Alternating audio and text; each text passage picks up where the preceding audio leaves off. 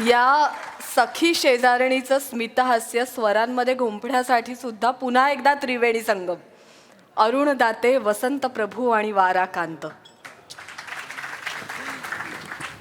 आपल्या समृद्ध काव्यांनी मराठी साहित्याला वैभव प्रदान करणाऱ्या कांतांची पहिली प्रसिद्ध कविता म्हणजे बाई कलिके. पहाट तारा या त्यांच्या पहिल्या काव्यसंग्रहात ती प्रकाशित झाली.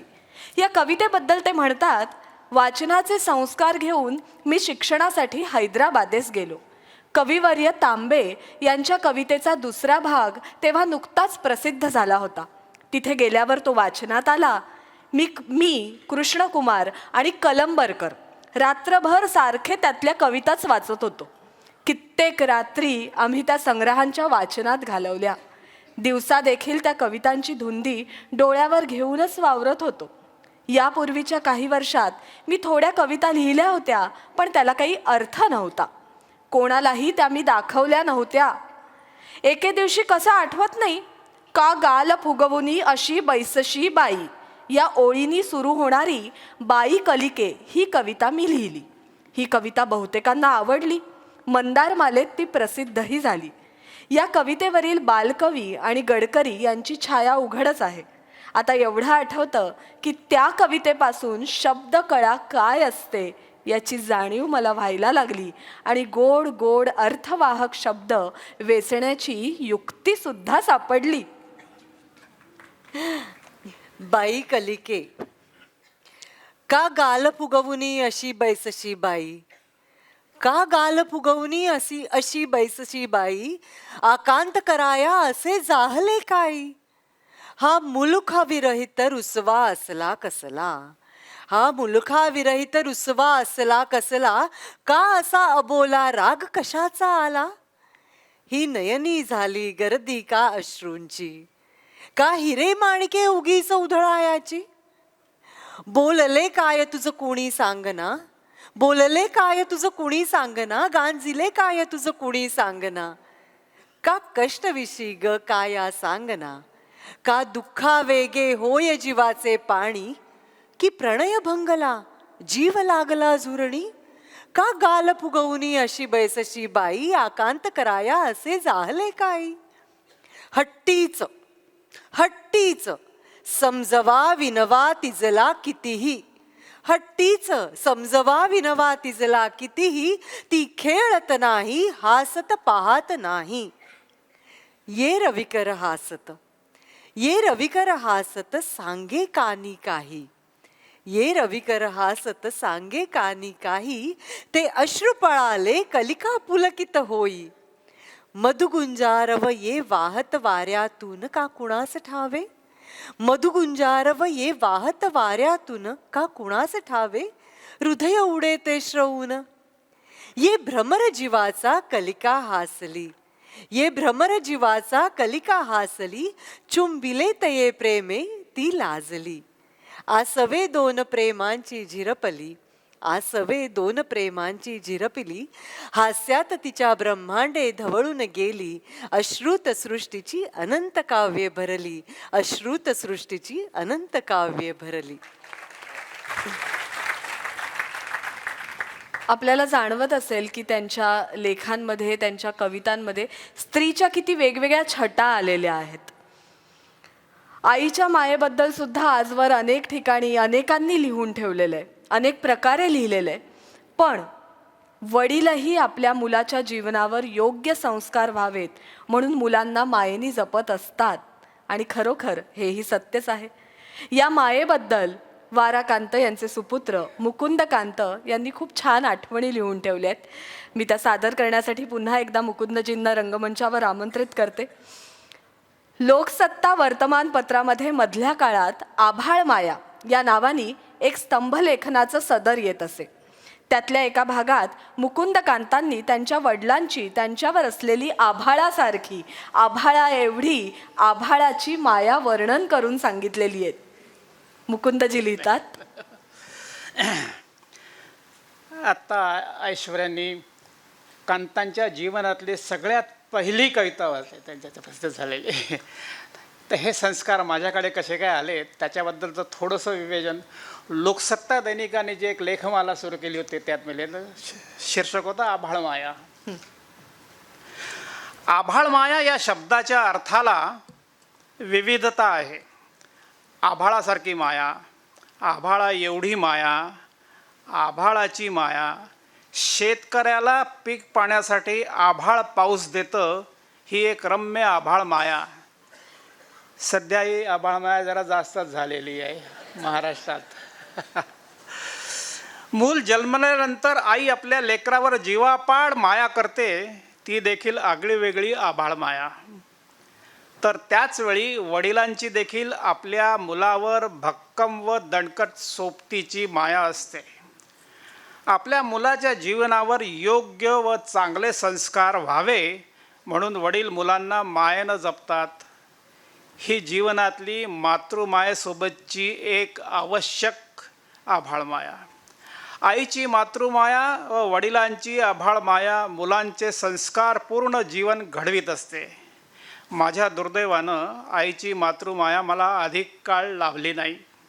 माझ्या वयाच्या 12व्या वर्षीच माझ्या आईचं निधन झालं. साहजिकच वडिलांना संसारगाडा एकचक झाला. घरातील या अवस्थेमुळे मला वडिलांची आभाळ माया थोडी अधिक मिळाली व मलाही ती प्रकर्षानं जाणवली, कळाली. अशी आभाळ माया देणारे माझे वडील म्हणजे महाराष्ट्राचे ज्येष्ठ कवी वाराकांत.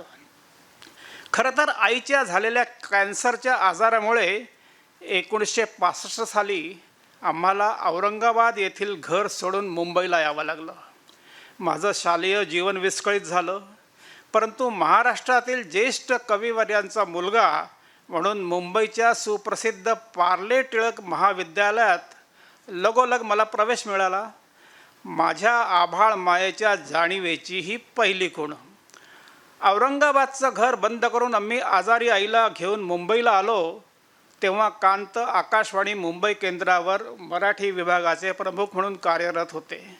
सरकारी नोकरी व आईचा आजार या दोन्ही जबाबदाऱ्या सांभाळणाऱ्या कांतांची परिस्थिती केविलवाणी व काळजीयुक्त झाली होती.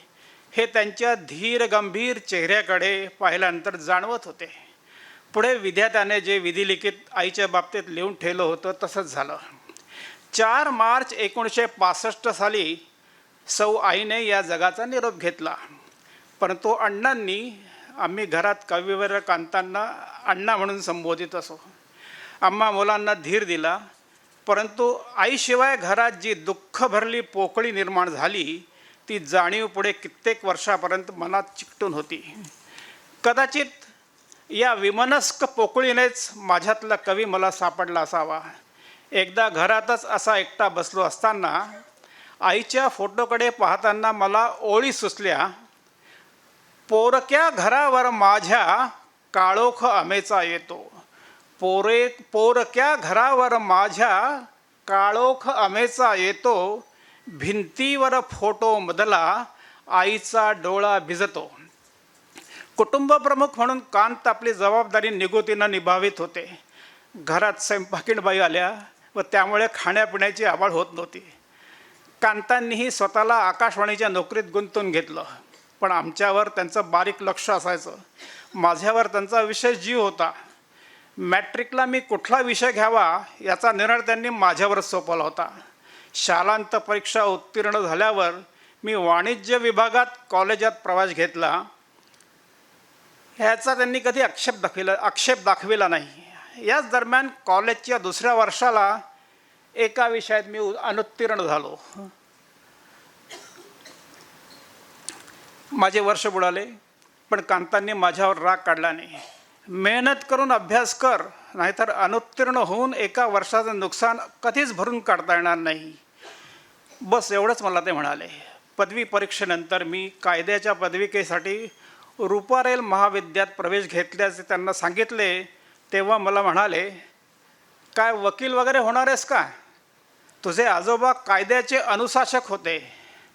निजामांच्या काळात आमचे आजोबा पोलीस अंमलदार होते. तुझे आजोबा कायद्याचे अनुशासक होते, आता तू कायद्याचा अभ्यास कर. एका पानाने त्यांनी मला प्रोत्साहितच केलं होतं. 1972 साली कांत आकाशवाणी मुंबई केंद्रावरून निवृत्त झाले. आकाशवाणीचा विषय निघाला म्हणून त्याविषयी कांतांच्या आयुष्यातला एक किस्सा आठवला, निजामांच्या काळातला. निजामांच्या काळात औरंगाबाद येथे एक आकाशवाणी केंद्र सुरू करण्यात आलं. कांतांची नेमणूक या आकाशवाणी केंद्रात झाली व कांतांना त्यांच्या आवडीचं काम मिळालं.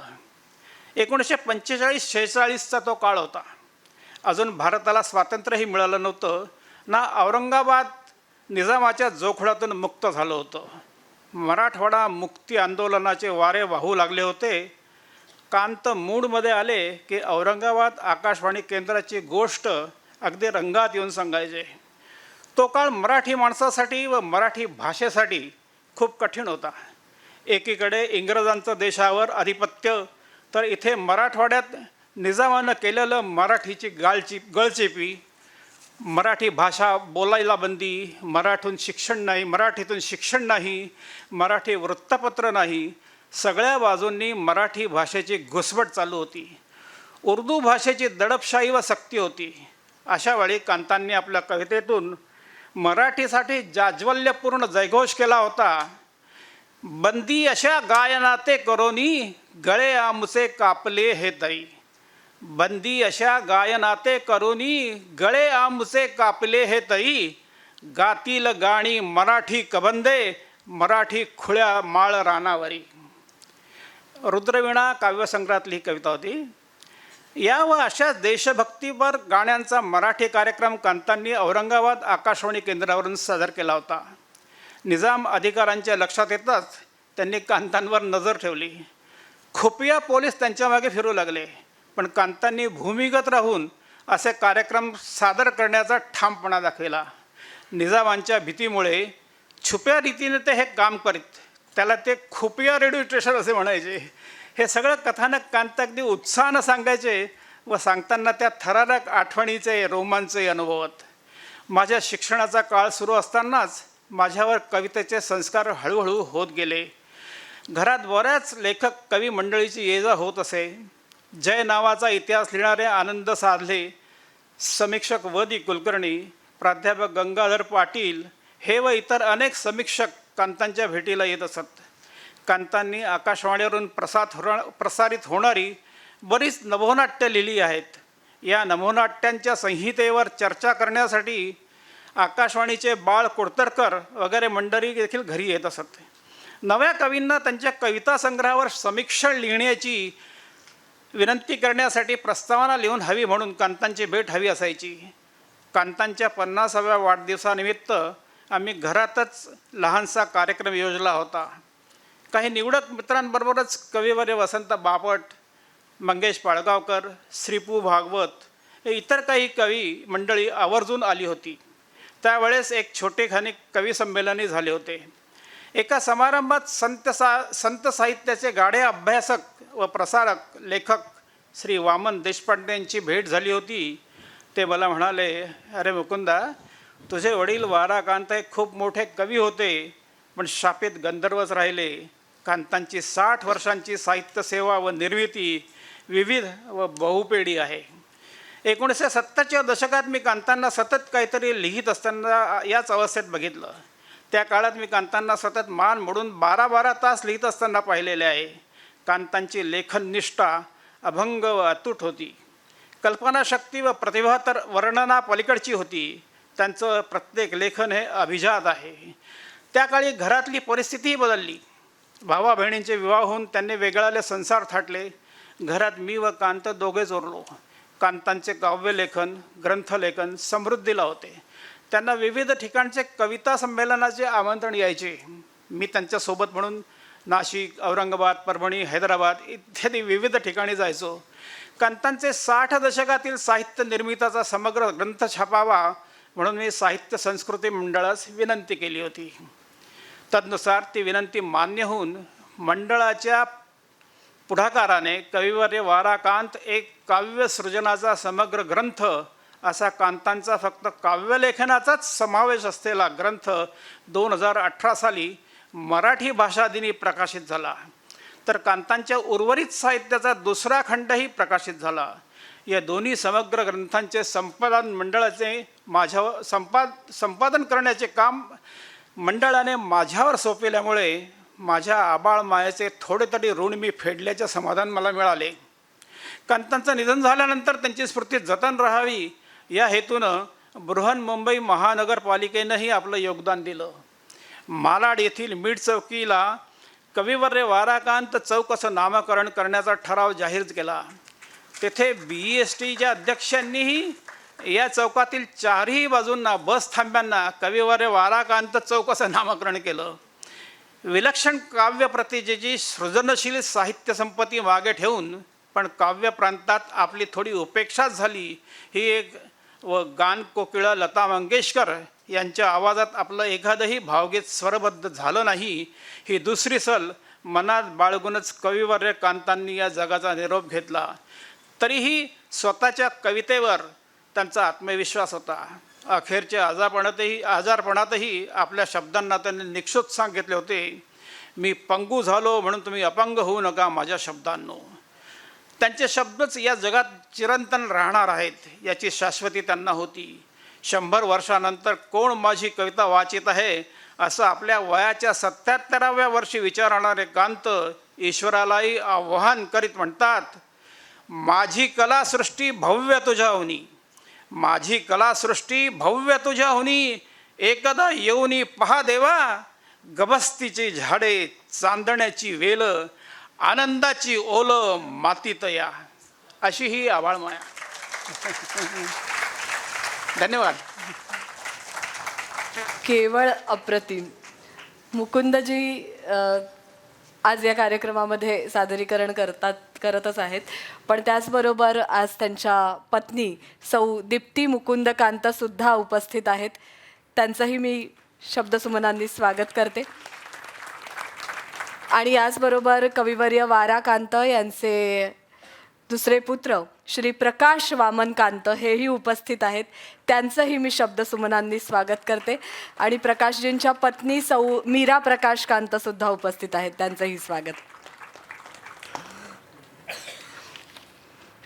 कविता ध्येयवादी असावी की तिने फक्त सौंदर्याचा वेध घ्यावा, की कुरूपतेचा आणि ओंगळपणाचा शोध घ्यावा, आशेची गाणी गावीत की निराशेची शोकगीतं म्हणावीत, तिने प्रतिमानिष्ठ बनावं की भावानुभूतीचा सरळ अकृत्रिम उत्कट उद्गार व्हावं, तिने भावसंगती साधावी की विसंगत विस्मयजनक भावनिक साहचर्यावर भर द्यावा. अशा अनेक प्रश्नांचं एकच एक उत्तर कुणालाही देता येणं शक्य नाही. कवितेच्या विकासाकडे आत्मीयतेने पाहणारा एक काव्य लेखक या नात्याने कांतांना असं वाटतं की खरी कविता लिहिणाऱ्यांनी या वादाच्या भोवऱ्यात कधी सापडूच नये, त्याच्या प्रवाहात पोहत राहावं. कितीही नवे प्रवाह आले आणि प्रयोग झाले, राजकीय, तत्त्वज्ञान किंवा मानसशास्त्र यांचं काव्यकलेवर कितीही आक्रमण झालं तरीही निसर्ग, प्रेम, जीवनमरण, पृथ्वी, तारे आणि त्या पलीकडील कालातील पूर्णतत्व हेच कवितेचे चिरंतन विषय राहतील. म्हणून जे कवीला उत्कटतेने जाणवेल त्याचा त्यांनी प्रामाणिकपणे आविष्कार करावा. मी आणि माझी कविता. आज 50 वर्ष मी कविता लिहित आहे, वाचित आहे. तिच्या रूपातले बदल पाहिलेत, तिच्या प्राणातली प्रस्फुरणं न्याहाळलेत. आकार प्रकारात, तिच्या रंगरूपात जी स्थित्यंतर घडून आली त्यांचा मी नुसता तटस्थ साक्षीदार नाही, तर तिच्या स्थित्यंतराला मीही थोडा बहुत कारणीभूत झालो आहे. नावाला का होईना माझाही भलाबुरा हातभार लागला आहे. तिच्या या प्रतिभा यात्रेत मीही तिच्याबरोबर 4 पावलं चाललो आहे. त्या महान यात्रेत सामील होण्याची मला संधी मिळाली हे मी माझं भाग्य समजतो. ही वाटचाल करताना माझ्यातही पुष्कळ बदल घडून आले आहेत. या 50 वर्षात मी कवितेला काय देऊ शकलो हे मला नाही सांगता येणार, पण तिनं मात्र मला अमाप दिलंय, कृतार्थ केलंय. माझ्याजवळ आहे तरी काय, फक्त हे आयुष्य. त्यातली 50 वर्ष तिच्या चरणी मी मनपूर्वक अर्पण केली आहेत. समुद्रातील पाण्याचंच समुद्राला अर्घ्य. या नम्र जाणीवेतूनच मी माझ्या काव्यलेखनाकडे आज वळून पाहत आहे. त्या अर्घ्यजळातली निष्ठा, समर्पणशीलता तेवढी माझी आहे. शब्दात घडणाऱ्या या विश्वदर्शनाची जेव्हा मला जाणीव होऊ लागली, त्याच वेळी हरिविजय, रामविजय, शिवलीलामृत इत्यादी श्रीधरांच्या ग्रंथांचं वाचन झालं. ह्या पोथ्या वाचावयाचा आमच्या घरचा नेम असल्यामुळं अनायसेच ह्या संत वाङ्मयाशी दृढ परिचय झाला. मग इतर संत कवींचे ग्रंथही मी वाचले. फळांची गोडी जाणणाऱ्या पक्ष्यांच्या सहज प्रेरणेनं या काव्याचं माधुर्य मला कळू लागलं. शब्दातल्या नादलयीची आवर्तनं मनात फेर धरू लागली. या छंदातून शब्द जुळवण्याचा चाळा सुरू झाला आणि त्यातून त्या सुकल्या फुलाच्या नादार्थाच्या लयीवर या 2 ओळी मनात घोळू लागल्या. आठवते का फूल हासले झाडावर पिवळे, आठवते का फूल हासले झाडावर पिवळे, फुला सांगरे तोंड कशाने तव पिवळे पडले. पण हे काव्य ह्या 2 ओळींवरच थांबलं. त्यानंतर अनेक महिने काहीही लिहिलं नाही. त्यानंतर अशाच काही ओळी सुचत होत्या. त्या मी अभ्यासाच्या वहीत लिहून ठेवित होतो. उदाहरणार्थ, गोवळ कोंडा छातीत धोंडा, रित्या हिऱ्याच्या खाणी, लोक उपाशी परी भिकारी फिरती गावातुनी, इसा मुसा नद्या तुझ्या या भालावरच्या रेखा, 4 मिनारच्या आकाशाच्या नीलतंबूच्या मेघा. परंतु अशा मेघांच्या आधारावर कुठलीच कविता उभी राहू शकली नाही. परंतु पुढं 3-4 वर्षांनंतर त्या फुलांच्या ओळी पुन्हा मनात घोळू लागल्या आणि त्यातून बाई कलिके या कवितेनं एक सुसह्य आकार घेतला. ज्या काळात मी कवितेकडे वळलो तो मराठवाड्याचा काळही मोठा विपरीत होता. त्यावेळेची तिथली तरुणांची पिढी मोठ्या प्रमाणात अल्पसंतुष्ट व कर्मदरिद्री लोकांची पिढी होती. शिक्षणाचा प्रसार झाला नव्हता. जिल्ह्यातही 7 इयत्तेच्या पलीकडे शिक्षणाची सोय नव्हती. त्यामुळे ज्ञानाची गोडी किंवा ज्ञानार्जनाची आकांक्षाच या पिढीला नव्हती. शासनातली मोठी अधिकारपदं ही मुसलमानांची मिरास होती. त्याशिवाय इतर उद्योगांची क्षेत्र निर्माण झाली नव्हती. अशा प्रकारे आर्थिक प्रगतीची इच्छा खुरटली होती. तर निजामी सत्तेच्या एकतंत्री जुलमी कारभारामुळं जनतेच्या न्यायी आकांक्षा दडपल्या गेल्या होत्या. स्वभाषेचा, संस्कृतीचा अभिमान, स्वातंत्र्याची जाणीव या भावनाच नष्ट होत चालल्या होत्या. त्यातच उर्दूचं वर्चस्व प्रस्थापित करून तिच्या प्रसाराच्या नावाखाली स्वत्वाची उरली सुरली भावनाही नष्ट करण्याचा प्रयत्न त्या धर्मांध निजामी सरकारने चालवला होता. सभा संमेलनांवर बंदी होती. स्वभाषेच्या सेवेसाठी मराठी, तेलुगू, कानडी या भाषातून वर्तमानपत्र, मासिकं यांचं प्रकाशन करणं या साध्या गोष्टीतही निजामी सत्तेला राजद्रोहाचा वास येत होता. स्वातंत्र्याचे विचार बाहेरून आज झिरपू नयेत म्हणून हैदराबाद संस्थानाबाहेर प्रसिद्ध होणाऱ्या वर्तमानपत्रांवर बंदी घालण्यात आली होती. व्यक्ती स्वातंत्र्याची, नागरिक स्वातंत्र्याची चोहीकडून गळचेपी चालली होती. हा कोंडमारा असह्य झाला. महाराष्ट्र प्रांतिक परिषदेसारख्या संस्थांच्या चळवळीतून शेवटी या असंतोषाला मधून मधून वाचा फुटत गेली. सभा स्वातंत्र्यासाठी हिंदू महासभेतर्फे सत्याग्रह सुरू झाले. स्टेट काँग्रेसच्या स्थापनेवरच बंदी घालण्यात आली. त्याविरुद्धही सत्याग्रहाची मोहीम सुरू झाली. ह्याच सुमारास उस्मानिया विद्यापीठाच्या विद्यार्थ्यांना वंदे मातरम हे राष्ट्रगीत म्हणायला बंदी करण्यात आली. तेव्हा तरुण विद्यार्थी वर्गात ह्या असंतोषाचा स्फोट झाला. त्यांनी विद्यापीठावर बहिष्कार घातला. संस्थानाबाहेर जाऊन तिथल्या महाविद्यालयात त्यांनी प्रवेश मिळवला. नागपूर विद्यापीठानं त्यांना आपली द्वारं मुक्त करून दिली. विद्यापीठ सोडून बाहेर गेलेले काही विद्यार्थी स्वातंत्र्याच्या आकांक्षेने पेटून उठले आणि त्यांनी संस्थानात चाललेल्या सत्याग्रहाच्या चळवळीत मोठ्या संख्येने भाग घ्यायला सुरुवात केली. निजामाच्या जुलमी राजवटीला तडे जाऊ लागले. या प्रतिकाराची लाट 1937 पासून सुरू झाली. पण शतकांच्या कोंडमाऱ्यातून घुसमटणारा प्रतिकाराचा हा स्वर काळाच्या मनात 1930-32 पासूनच फुटलेला होता. मला वाटतं हाच स्वर माझ्या काव्यात मुखर झाला. भिवूनी तुला नच पंख गाळीतो, भिवूनी तुला नच पंख गाळीतो, तुझ्या बाणसंगतीच उडतो, निर्भय उघडा ऊर धडकतो, साधी शरसंधान, पारध्या सुसू सुटू दे बाण, पारध्या सुसू सुटू दे बाण.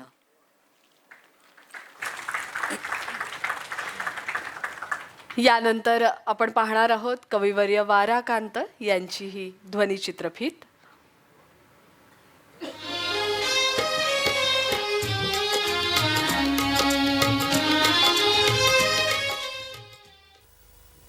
100 वर्षानंतर कोण माझी कविता वाचित आहे. दिव्याचे तेज डोळ्याचे वेज कोण तिथे जाणीत आहे. 100 वर्षानंतर कोण माझी कविता वाचित आहे. माझी उन्हे मावळली आहेत. माझी उन्हे मावळली आहेत. माझी फुले कोमेजली आहेत. कालचा प्रकाश कालचा सुवास मात्रा वेलांटीत शोधित आहे. कोण माझी कविता वाचित आहे. 100 वर्षानंतर कोण माझी कविता वाचित आहे. इथे देवाचे दगडच झाले. इथे देवाचे दगडच झाले. ध्येयच दुःख होऊन उरले. ध्येय दुःख होऊन उरले. आकार उकारात हरवलेला ओंकार जीवन मरणात शोधत आहे. आकार उकारात हरवलेला ओंकार जीवन मरणात शोधित आहे. 100 वर्षानंतर कोण माझी कविता वाचित आहे.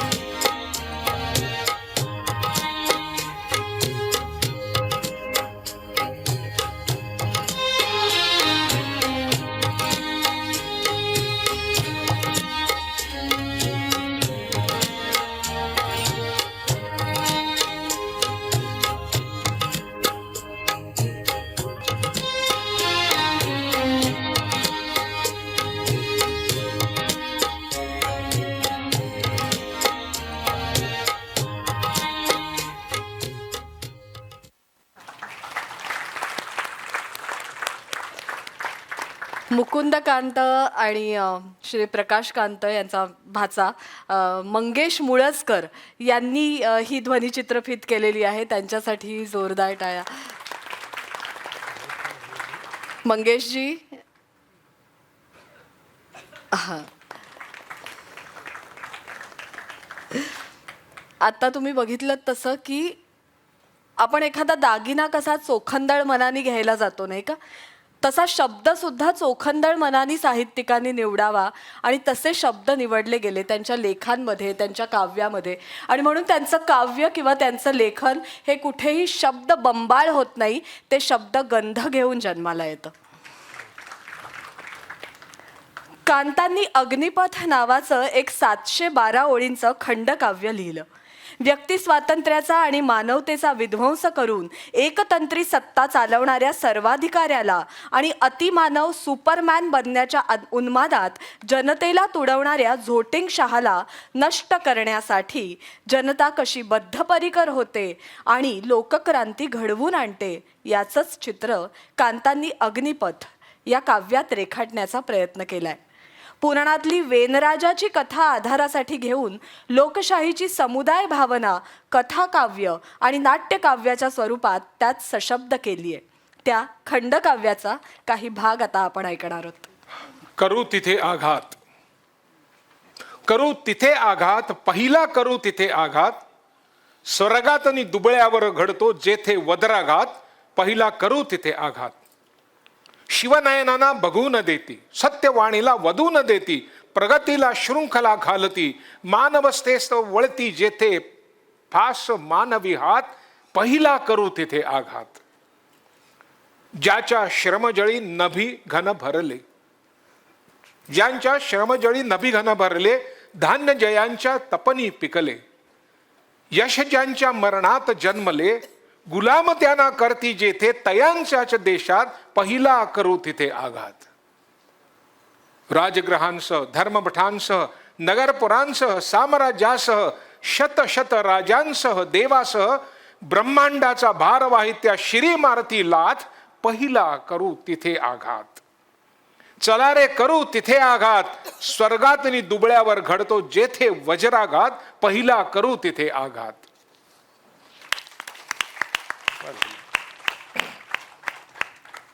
स्वतःच्याच कवितेवर प्रयोग करत कांतांनी दोनुली हा काव्यप्रकार मराठी कवितेत आणला. या कविता संग्रहाच्या मनोगतात ते म्हणतात, एकाच देठानं जुळलेलं परंतु दोन दिशांनी झेपावणाऱ्या आपल्या दळदारपणानं त्या रोपाला एक वेगळा आकार देणारं, त्याच्या अस्तित्वाला जपणारं, रोपाच्या अस्तित्वाचं हे भान दळांचं दोघुलेपण जे या कवितेत व्यक्त होतं त्याची कल्पना देण्यासाठी दोनुली हा शब्द योजलेला आहे. यात पहिल्या कवितेतून दुसरीचा जन्म होतो. दोन्ही कविता वरवर वेगळ्या भासल्या तरीही त्यातला अनुभवबंध एकच आहे. थोडक्यात अनुभव केंद्राच्या एकाच गाठीशी बांधलेल्या असल्यामुळे त्या द्विदल असल्या तरी एकच आहेत. दोनुली या काव्यसंग्रहातली तळं ही कविता आता आपण बघूया. एकच तळं बघा, या दोन कविता आपण ऐकणार आहोत. एकच तळं सकाळच्या कोवळ्या उन्हात कसं दिसतं आणि सांजावल्यावर अंधार झाला की तेच तळं आपल्यासमोर काय रूप घेऊन सामोरं येतं, त्याची ही दोन रूपं दोनुलीमध्ये. तळे सकाळचे.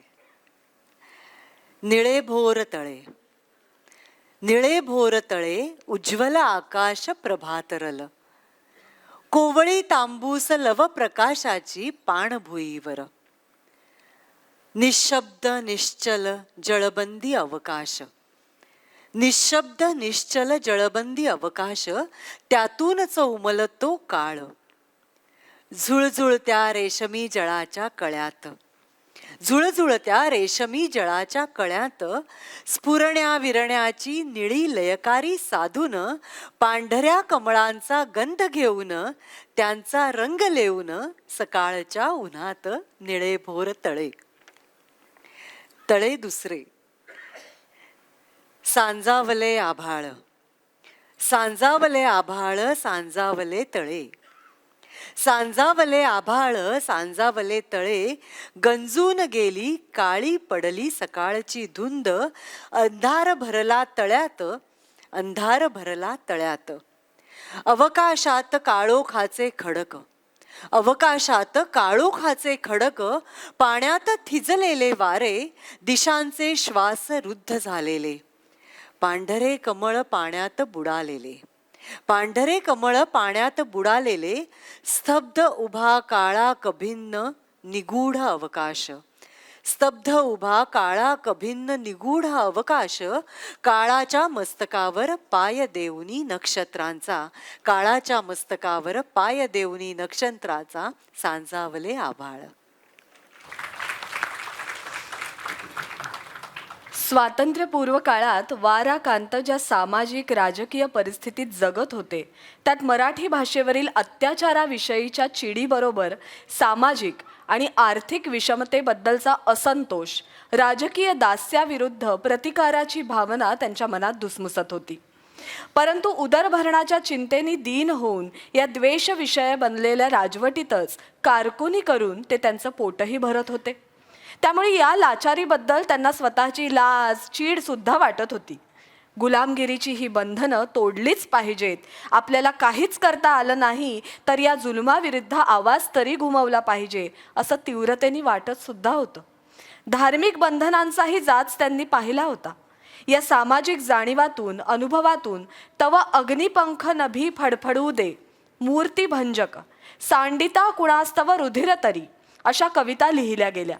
एक सामान्य व्यक्ती या नात्याने त्यांनी जे अनुभवलं त्याचाच कवी या नात्याने त्यांनी आविष्कार केलाय. ऐकूया पुढच्या कविता. तव अग्निपंख नभी फडफडू दे. तव अग्निपंख नभी फडफडू दे, निजलेल्या चटका लब बसू दे. तुफान वाडा बेडी पडली, तुफान वाटा बेडी पडली, वीज ढगातून स्वस्त झोपली, गगनधरेला जडता खिळली, त्या प्रलय घनांना कडकडू दे. तव अग्निपंख नभी फडफडू दे. आत शांत जरी दिसते जगती, आत शांत जरी दिसते जगती, युद्ध वैर लाभारस कढती. धरा कंपनी आग फुटून ती, चल जुनाट जग हे तडतोड दे. तव अग्निपंख नभी फडफडू दे. माणुसकीहून आत्मे ढळले, माणुसकीहून आत्मे ढळले, देव देवळातून भटकले, न्यायावर उकिरडे माजले, हे जाळ अग्नगिरी धडधडू दे. तव अग्निपंख नभी फडफडू दे. क्रांती देवी ये, क्रांती देवी ये, विद्युत चरणी तव नयनची ठिणगी उडवणी, असंतोष पेटवी जनमनी, वर जुलम किती वर गडगडू दे. तव अग्निपंख नभी फडफडू दे. तव अग्निपंख नभी फडफडू दे. कांतांनी स्वतंत्र नाटकं अशी दोनच लिहिली. मुक्तीच्या बेड्या आणि मी पराभवाचा शब्द. उर्दू भाषेतील ज्येष्ठ कवी मिर्झा गालिब यांच्यावर कांतांचा विशेष लोभ होता. कांतांचं शालेय शिक्षण ते हैदराबादमध्ये असताना उर्दू माध्यमात झालं. त्यामुळे मिर्झा गालिब यांच्याशी फार लवकर आणि फार जवळून संबंध आला. तो कायमच त्यांच्या मनात घर करून राहिला. मिर्झा गालिब यांच्या जीवनावर आधारित मराठीतलं एकमेव 2 अंकी नाटक हे वारा कांतांनी लिहिलेलं आहे. ते म्हणजेच मी पराभवाचा शब्द. आपण एक नाट्य उतारा ऐकणार आहोत आणि हा फक्त नाट्य उतारा नाहीये, हा संवाद आहे मिर्झा गालिब आणि गौहर जान यांच्यामधला.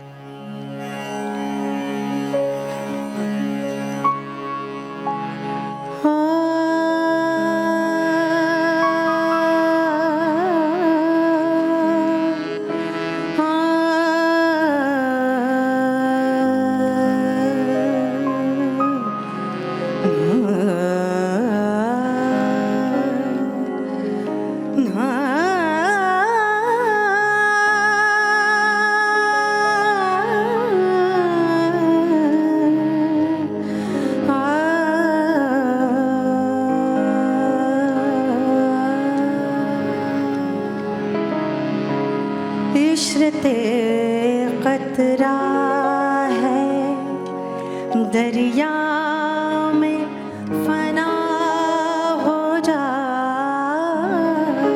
रहा, दर्द से हद से गुजरना है दवा हो जा रहा. इश्रते खतरा है अब जफा से भी है महरूम हम. अल्लाह अल्लाह अब जफा से भी है महरूम हम.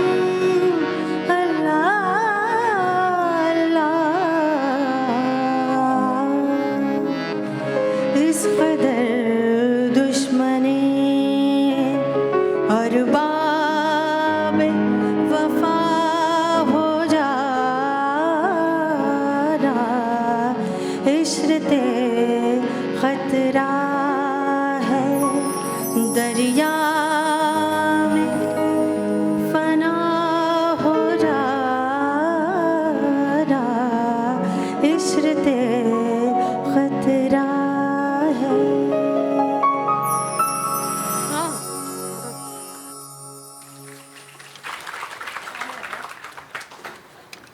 हाय अल्लाह, इतका चांद उगवला माझ्या दारात.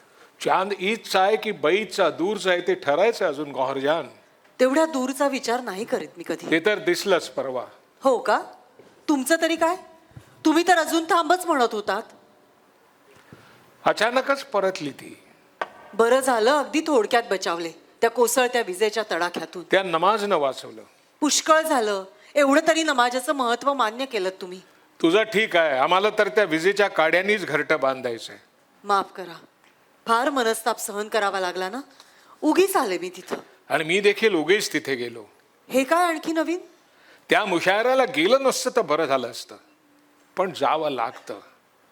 तात्पर्य काय, येणं जाणं सर्वस्वी आपल्या हातात नसतं.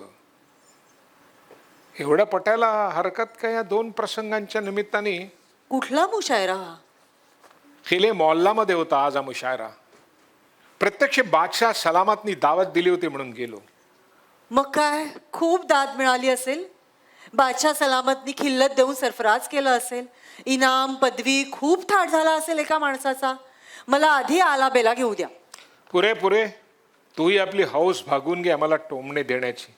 अशी संधी पुन्हा येणार नाही.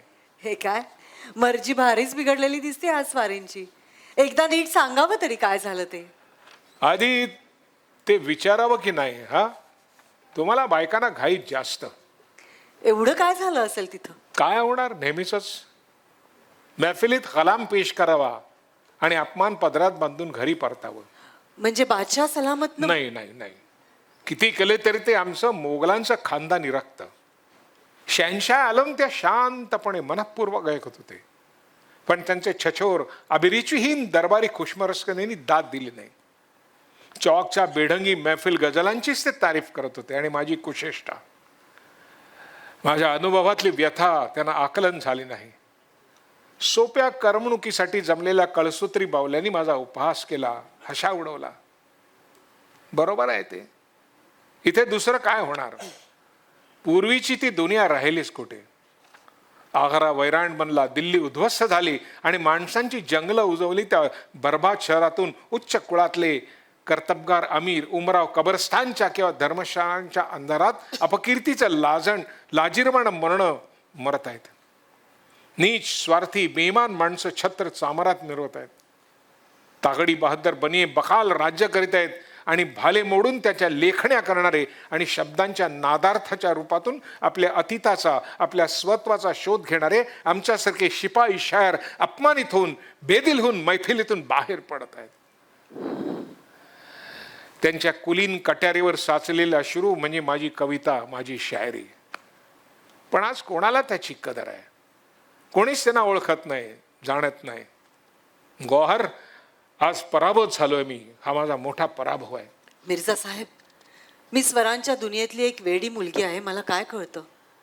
मला आपलं वाटतं आपण कशाने पराभूत होतील आपले शत्रू. पण गौहरजान, मीच माझा सगळ्यात मोठा शत्रू असलो तर. या अल्ला, म्हणजे असा आश्चर्याने काय बघतेस, खरं सांगतोय. हे लोक जुन्या जगाचे जुन्या परंपरेचे गोडवे गातात. मृत झालेल्या कल्पनांनाच ते कवटाळून बसतात. मला नवं जग हवंय, नवे प्राण हवेत. माझं हृदय माझ्या उसळत्या जीवनेच्छेला पुरत नाही. अजून विस्तीर्ण विशाल हृदय हवंय माझ्या या आस्थेला. मनुष्य हा माझ्या या विश्वाचा केंद्रबिंदू आहे. ही सातही गगने त्याच्याभोवती फेर धरीत आहेत. त्या अस्मानाचा शब्द घेऊन मी आलोय, पण हा शब्द त्यांना कळत नाही. जुनीच कलेवरती पूजित बसतात. त्या प्रेतपूजकांचा मला तिरस्कार आहे म्हणून ते माझा तिरस्कार करतात. उपहासाने ते माझा वध करू बघतात. तिकडे खिले मोहल्लामध्ये मला हसणारे, माझा उपहास करणारे हेच लोक होते. मीच त्यांना जन्म दिलाय. मीच निर्माण केलेले माझे शत्रू, माझे मारेकरी, त्यांना मी माझी दृष्टी देऊ शकत नाही, माझा विश्वास देऊ शकलो नाही आणि इथंच माझा पराभव झाला. मीच माझ्या पराभवाचा शब्द आहे. स्वराने सांदित होणारा पडदा नाही मी. कुण्या वाघाचा की कुण्या गाण्याचं झंकार पूलही नाही मी. आहे मी फक्त शब्द शब्द आपल्या पराभवाचा. नगमय उल न मैं पर्दे साज हूं, मैं हूं अपने शिकस्त की आवाज.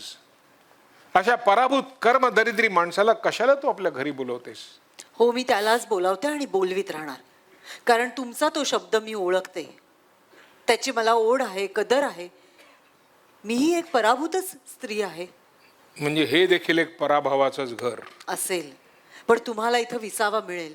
तुमच्या दुःखावर नाही गौहर, फुंकर नाही. ती फुंकर माझ्या नशिबात नाही.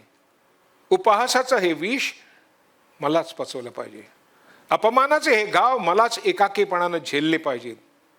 केले मोहल्ल्यात झालेल्या अपमानापासून लपण्यासाठी मी या घरी आलो, पण ती कुटील कुत्सित हास्य माझा पाठलाग करत इथे येऊन पोचली. त्या भयंकर हास्याने माझ्या कांठाळ्या बसल्या. बंद बंद करा हे दार, या खिडक्या बंद करा. पण माझ्या आत्म्याचं दार, ते दार उघडच राहू द्या. हे सारं विष त्या दारातून येताना अमृताचे शब्द होऊन येईल, आनंदाचे सूर होऊन येईल. पण त्याला एक युग लागेल. पण आता हे मला सारं सहनही होत नाही. हे काय बोलता आपण?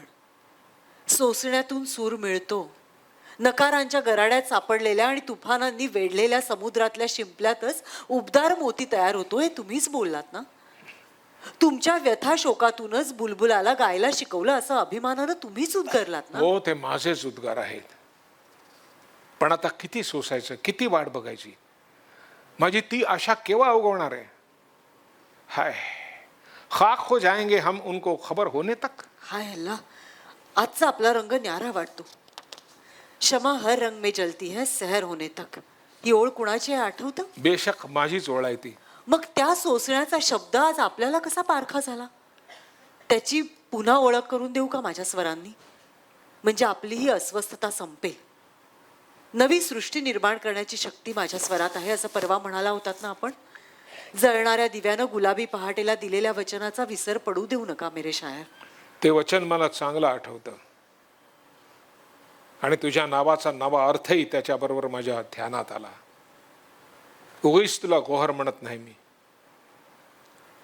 मोत्याच्या पाण्यात साहिलेल्या तुफानाचं सौंदर्य प्रकाशतं, तीच शोभा आज तुझ्या मुखावर सांडते गोहर.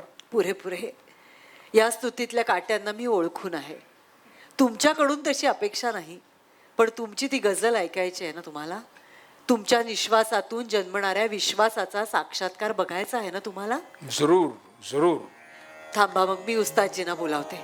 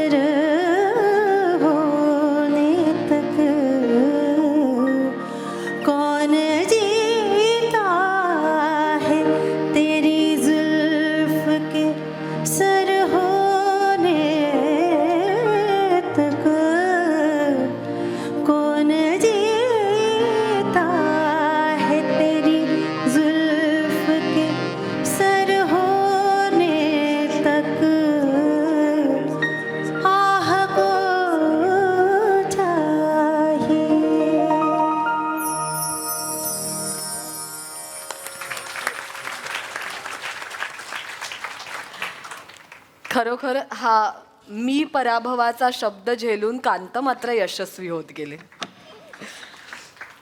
आणि जसं त्यांनी सांगितलं की पुन्हा एकदा माझ्या स्वरांनी एक नवी ऊर्जा मिळेल. मला वाटतं त्यांच्या प्रत्येक गीतानी, प्रत्येक काव्यानी आपल्या रसिक श्रोत्यांना नवी ऊर्जा मिळेल आणि म्हणून पुन्हा एकदा ते गीत घ्यावंसं वाटतंय. अर्थात महाराष्ट्र शासन सांस्कृतिक कार्य विभाग, सांस्कृतिक कार्य संचालनालय, महाराष्ट्र राज्य मुंबई आयोजित कार्यक्रमाचं नावच जे आहे बगड्यांची माळ फुले. आणि त्याचबरोबर आजच्या कार्यक्रमात आपल्या या कार्यक्रमाची सगळी रंगत वाढवण्यासाठी आणि शोभा वाढवण्यासाठी सांस्कृतिक कार्यामध्ये जे आत्ता खूप मोठं योगदान देत आहेत आणि खऱ्या अर्थाने महाराष्ट्राचा हा सांस्कृतिक वारसा जपण्यासाठी आपल्या सगळ्यांना पाठिंबा, आधार देत आहेत ते माननीय सांस्कृतिक कार्य आणि माहिती तंत्रज्ञान मंत्री ॲडव्होकेट आशिषजी शेलार उपस्थित आहेत. त्यांचंही शब्दसुमनांनी स्वागत करते.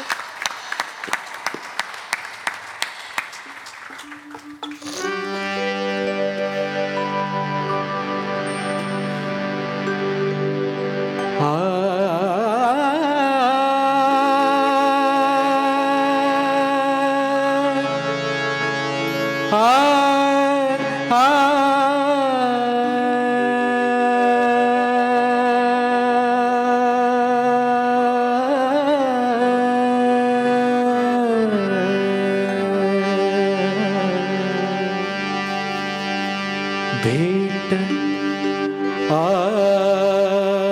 आपुले स्मरशी भेट आपुले स्मरशी काय तू मनात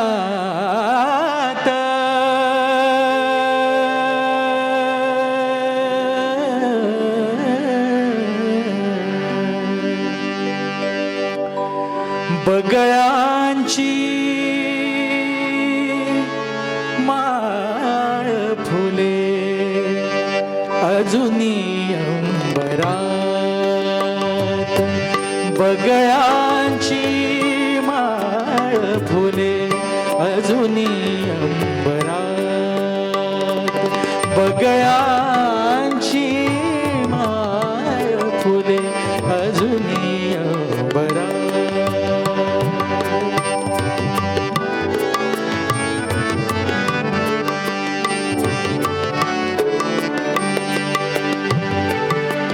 छेडती पानात बीन थेंब पावसाचे पावसाचे छेडती पानात बीन थेंब पावसाचे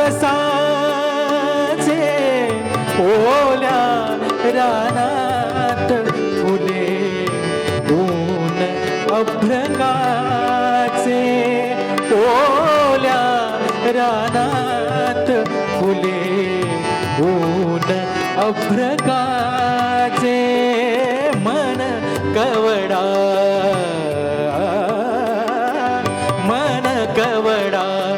घन घुमतो मन कवडा घन घुमतो दूर डोंगरात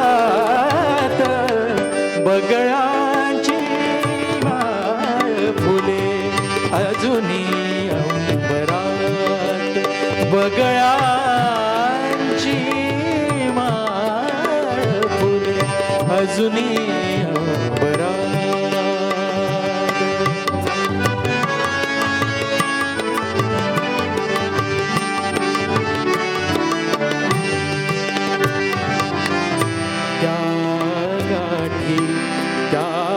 गोष्टी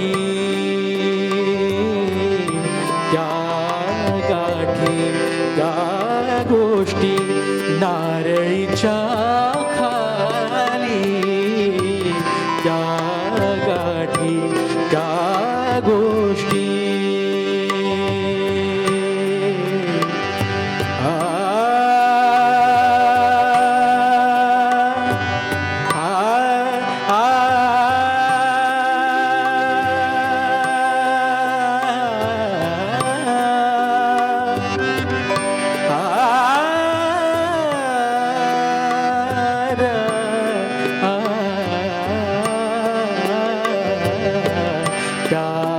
गाठी त्या गोष्टी नारळीच्या खाली पौर्णिमाच तव नयनी पौर्णिमाच तव नयनी भर दिवसा झाली भर दिवसा झाली झिम झिम ते अमृत ते झिम झिम ते अमृत ते विकल अंतरात बगळ्यांची माळ फुले अजुनी अंबरात बगळ्यांची माळ फुले अजुनी अंबरात भेट आपुली स्मरशी भेट आपुली स्मरशी काय तू मनात बगळ्यांची माळ फुले अजुनी अंबरात अजुनी अंबरात अजुनी अपराध.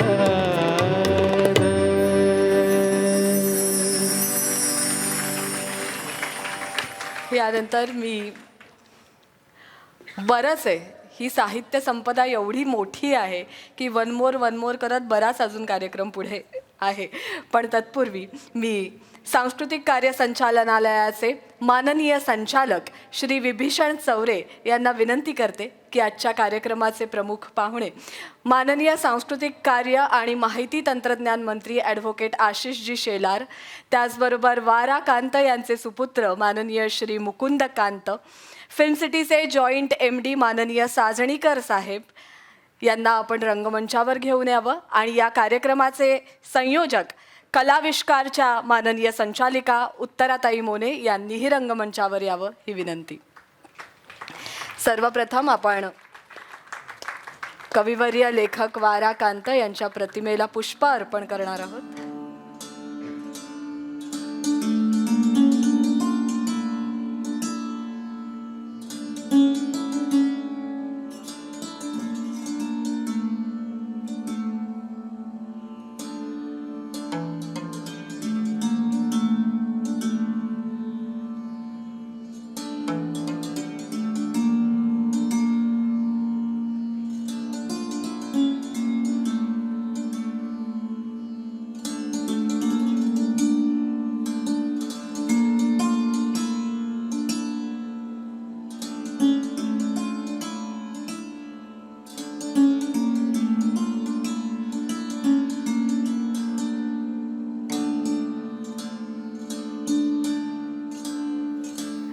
आज आशिषजी या कार्यक्रमाला सुंदर असा पाठिंबा, त्याचबरोबर महाराष्ट्रातल्या संपूर्ण सांस्कृतिक कार्याला अत्यंत सुंदर असा पाठिंबा आशिषजींकडनं मिळतो.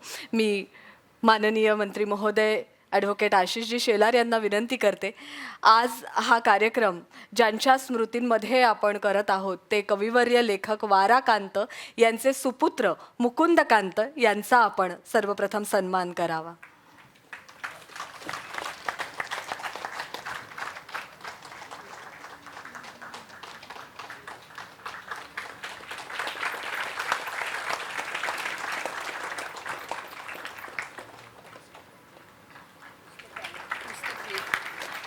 एक छानशी पुस्तक भेट, सरस्वती भेट देऊन आपण त्यांचा सन्मान करतोय.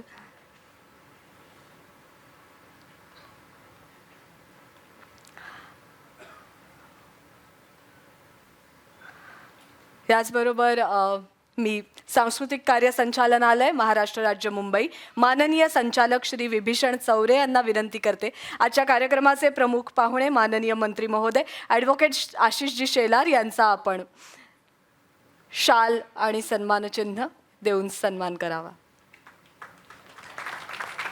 आणि एक छानशी ग्रंथ भेट.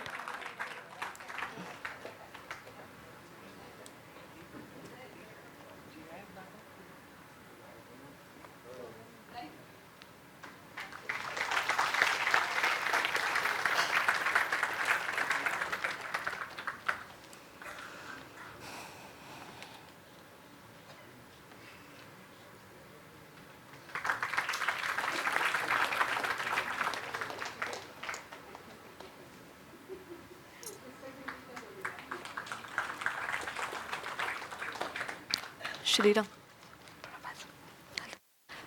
मी माननीय आशिषजींना विनंती करते की आपण आपलं मनोगत व्यक्त करावा. या कार्यक्रमाला शुभेच्छा. इथून बोलू.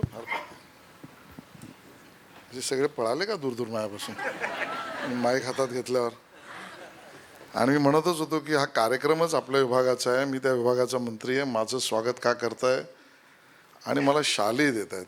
आजकाल ना शालींचं मला इरिटेशन व्हायला लागलं, कारण शाल काय किंवा मशाल काय दोन्ही मला नाही आवडत आजकाल. पण बाकी भाग जाऊ द्या. ज्या पद्धतीने आजचा हा कार्यक्रम नियोजन आमच्या विभागाने केलं आहे आणि प्रत्यक्षात वारा कांत यांच्या जीवनावर, त्यांच्या लेखणीवर, त्यांच्या साहित्यावर गीतांचा कार्यक्रम आणि बरोबरीने त्यांच्या लिखाणातले काही भाग आपल्या सगळ्यांसमोर प्रदर्शित करण्याचा हा अभिनव कार्यक्रम आहे. मला या गोष्टीचा खूप आनंद आहे की सांस्कृतिक कार्य विभागाची जबाबदारी ज्यावेळेला देवेंद्र फडणवीस साहेबांनी माझ्याकडे दिली त्यावेळेला त्यांनी आवर्जून असं म्हटलं की महाराष्ट्रात ही आपली एक सॉफ्ट पॉवर आहे आणि ती जगासमोर मांडली पाहिजे, देशासमोर मांडली पाहिजे. पुन्हा पुन्हा महाराष्ट्रातील आपल्या मराठी मनासमोर ती वारंवार उमटली गेली पाहिजे. आणि म्हणून या सगळ्याचं नियोजन करा. या नियोजनावरनं मला बाबासाहेबांची आठवण आली, ज्यांनी छत्रपती शिवाजी महाराजांवर बाबासाहेब पुरंदरेंनी इतकं लिहिलं आहे. त्याच्यावर बाबासाहेब एका ठिकाणी म्हणतात, छत्रपती शिवाजी महाराजांच्या आयुष्यात नियोजन याला खूप महत्त्व होतं. आणि त्याचा उल्लेख करताना बाबासाहेब असं म्हणतात की नियोजना विना मिळतं तो अपघात असतो आणि नियोजनाने जे मिळतं ते यश असतं. आणि म्हणून या नियोजनाला खूप महत्त्व देऊन आमच्या सर्व विभागाने या सगळ्या कार्यक्रमांची रचना केल्याने मी तुम्हाला प्रामाणिकतेने सांगतो, पाहिजे तर मोजा. यावर्षी आर्थिक वर्ष मार्चपासून पुढच्या वर्षी मार्चपर्यंत 365 दिवसात मध्ये आचारसंहिता लागली तरीही या 365 दिवसांमध्ये आम्ही महाराष्ट्रात 100-200 नाही 1200 कार्यक्रम करतो. 1200 कार्यक्रम. आणि त्यातली व्हरायटीज, त्याचा वैविध्यता आहे. ज्या वेळेला हा विषय समोर आला, आज त्यांच्या परिवारातले सुपुत्र पण इथे आहेत, त्यांचं मी स्वागत करतो की वाराकांतजींच्या सर्व ललित लेखन, साहित्य, गीत, मला व्यक्तिशः असं वाटतं की वाराकांत यांच्याबद्दलचा अजूनचा प्रचार प्रसार त्यांनी जे वाढून ठेवले, करून ठेवले ते तर महान आहेच, पण ते सामान्यांपर्यंत पोहोचवण्यासाठीची योजना करणं आवश्यक आहे. त्यांच्या ज्या काही पुस्तकांना मी चाळू शकलो, काही वाचू शकलो, तर मला व्यक्तिशः असं वाटतं की ते कदाचित आजच्या भाषेत सायक्रॅट्रिस्ट म्हणून मानसशास्त्रज्ञ असावेत. इतका मानसशास्त्रीय सखोलपणा त्यांच्या लेखनामध्ये आहे. त्यांच्या लेखनामध्ये जी नाती संबंध आहेत त्याची गुंतागुंत त्यांनी लीलया मांडलेली आहे. अस्तित्ववादी दृष्टिकोनातून एकटेपणा दाखवून त्यात मी कुठे आहे, मनाच्या कुठल्या कोपऱ्यामध्ये मी स्वतःला शोधलं पाहिजे, या पद्धतीने अस्तित्ववादी लेखन सुद्धा आहे. आत्मकथनाची वाटावी अशी शैली त्यांच्या लिखाणामधली आहे. आणि म्हणून शब्दांचे मोती तर आहेच, पण नातेसंबंधातला अवघडपणा आणि अवजडपणा सुद्धा अतिशय सुलभतेने त्यांनी मांडलेला आहे. मनुष्य मनाचा इतका जास्त सखोल विचार केला आहे. आणि म्हणून तसं वाटलं तर त्यांच्या लेखनाला एकदा नाही वारंवार वाचावं लागेल. या उत्कृष्ट प्रतीचं साहित्य निर्मिती वाराकांत यांनी केली आहे. मराठी माणसाला मिळालेली जी सगळी देणी आहेत त्यामध्ये वाराकांत एक आहेत. मराठी भाषा आणि मराठी भाषेवर राजकारण करणारे पाहतो, पण या पद्धतीच्या कार्यक्रमाला समर्थन देऊन उभे राहणारे दुर्बीण घ्यायला लागते. आणि म्हणून या सगळ्यात ना आम्ही ठरवलं आहे, महायुतीच्या सरकारने, आमच्या देवेंद्रजींनी आम्ही पोचायचं. आम्ही दिवाळीच्या पहाटला सोलापूरलाही पोचलो. आम्ही त्या ठिकाणी आवश्यक आहे तर 75 जी वाद्य आता हळूहळू मागे पडली आहेत त्यांचा कार्यक्रम गडचिरोलीलाही करू. आम्ही आदिवासी भागातही त्या कार्यक्रमांचं नियोजन करतो. आणि महाराष्ट्रभर एक मोहोळ उठेल की आपल्या सॉफ्ट पॉवरची ताकद ही आपल्याला पुन्हा पुन्हा कळेल आणि जगासमोर आपण मांडू, यासाठी नियोजन करत असतो. आणि यात लागतं ते तुमचं बळ, तुमचा आशीर्वाद.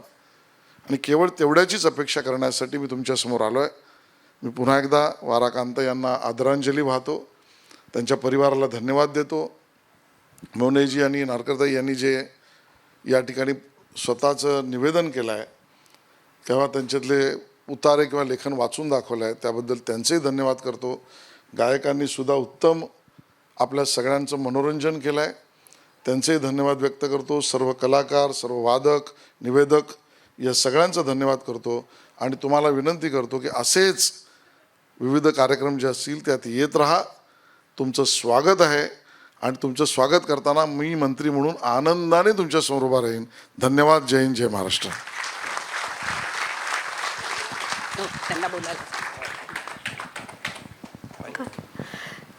धन्यवाद आशिषजी. आणि मी मुकुंदजींना देखील विनंती करते की आपण मनोगत व्यक्त करावं. आता शैलार सरांनी कविवरे वाराकांतांच्या साहित्याबद्दल इतक्या सुंदर रीतीने विश्लेषण केलं. अगदी थोडक्यात मला खूप आनंद वाटला. स्वतः शैलार सर इतके बिझी असतात, इतके वेगळे असतात, कामाची प्रचंड रेलचेल असते त्यांच्याकडे, तरी पण आमच्या या कार्यक्रमाला बगड्यांची माळ फुले या कार्यक्रमाला त्यांनी व्यक्तिशः सहकार्य करून आणि उत्तराताईंना जे सहकार्य केलं आहे त्याच्याबद्दल मी त्यांचे मनपूर्वक आभार मानतो. शासनाने मराठीसाठी किती किती कार्यक्रम योजिले आहेत याची त्यांनी थोडक्यात कल्पना दिली आहे. असेच मंत्री आम्हाला लाभोत ही विनंती. ही स्क्रिप्ट मी लिहून दिलेली नव्हती धन्यवाद सर. खूप महत्त्वाचं आहे की आजच्या काळामध्ये वाराकांतांसारख्या लेखकांना लोकांपर्यंत पोहोचवण्याचं माध्यम हे सांस्कृतिक विभाग बनतं आहे. त्यामुळे आपल्यासारखे मंत्री महोदय असल्यानंतर आपल्या लोकांपर्यंत, रसिकांपर्यंत उत्तम साहित्य हे पोचत राहील आणि उत्तम शब्द आणि संगीत पोचत राहील याची खात्री वाटते.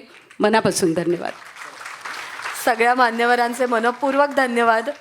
आणि पुढच्या कार्यक्रमासाठी आपण कृपया सभागृहामध्ये आसनस्थ व्हावं ही विनंती. ऐकतोच आहोत. पंडित वसंतराव देशपांडे, श्रीनिवास खळे, सुधीर फडके, यशवंत देव, अरुण दाते, वसंत प्रभू, पुष्पा पागधरे, बाळ बर्वे अशा सगळ्या संगीत धुरीणांनी कांतांच्या काव्याला संगीत साथ चढवलाय. पुढचं जे भावगीत आता आपण ऐकणार आहोत ते गायलेलं आहे गान सरस्वती किशोरीताई आमोणकर यांनी. वास्तविक किशोरीताईंनी हे श्यामसुंदर सारखी फार कमी भावगीतं गायली आहेत. त्यात कांतांच्या या गीताचा समावेश होतो. अजून एक महत्त्वाचं म्हणजे पंडित जितेंद्र अभिषेकी यांना हे गीत संगीतबद्ध करावंसं वाटलं. हा कांतांच्या काव्य प्रतिभेचा केवढा मोठा गौरव. कदाचित ते 1970 साल असावं. तेव्हा महिन्याच्या प्रत्येक शनिवारी हे गीत आकाशवाणीच्या भावसरगम या कार्यक्रमात वाजवलं जाई. ऐकूया तेच गीत.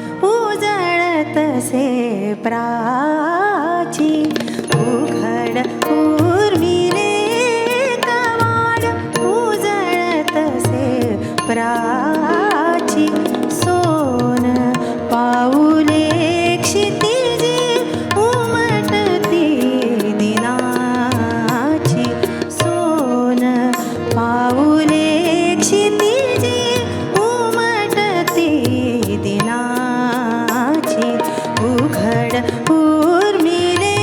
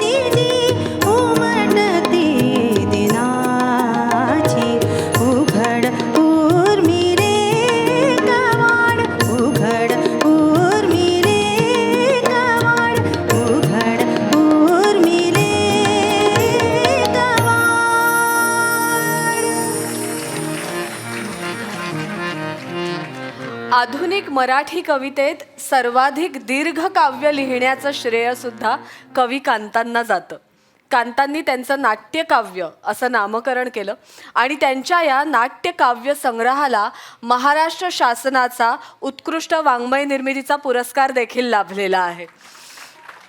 अर्थात ही काही नाट्यकाव्य आम्हाला या कार्यक्रमात घ्यायची होती, मात्र वेळेचं बंधन बघता आणि एवढी सगळी साहित्य संपदा एकाच कार्यक्रमात तुमच्यासमोर सादर करताना म्हणून आपण थोडंसं कार्यक्रमात पुढे जातोय. कांतांनी त्यांच्या लहानपणातली एक आठवण लिहून ठेवली आहे. ते म्हणतात, एकदा अशीच आमच्याकडे कलावंतिणीची बैठक झाली. अशा बैठकींना घरातले स्त्री पुरुष मुलं सगळी मंडळी एकत्र असत. कुणालाही मज्जाव नसे. स्त्रियांसाठी झिरझिरीत पडदा लावून एक वेगळी विंग तयार करण्यात येत असे. सारं वातावरण मोठं निर्मळ आणि बाअदब राखलं जात असे. तेलंगणातील एका कलावंतिणीचं गाणं सुरू होतं. तिला मराठी गाणी मुळीच येत नव्हती. त्यावेळी त्यांची प्रथाही नव्हती.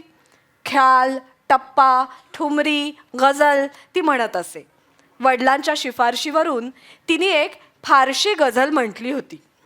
आहिस्ता वर्गे गुल वफीशो वर मजारे मा, बस नाजुक अस्त शीशो दिल दर किनारे मा. त्याचा अर्थ असा की हे वेलींनो, तुम्ही अगदी हळुवारपणे या थडग्यावर आपली पानं फुलं ढाळा. इथे विश्रांती घेणारे हृदय काचेहूनही नाजूक आहे. कदाचित त्या कुसुमाघाताने सुद्धा ते फुटून जाईल. हा अर्थ मला पुढे फार वर्षांनी कळला आणि त्यातलं सौंदर्य आकलन व्हायला तर बराच काळ जावा लागला.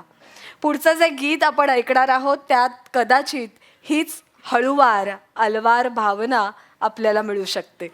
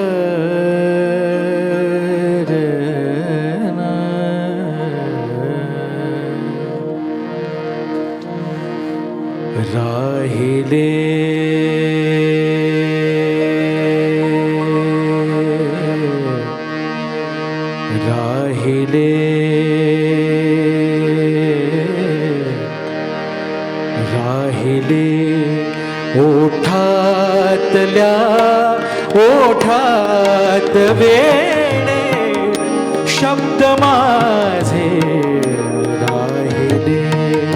ओठातल्या ओठात वेणे शब्द माझे भेट होती आपुली का भेट होती आपुली का. ती खरी की स्वप्न माझे राहिले. ओठातल्या ओठात वेडे शब्द माझे राहिले.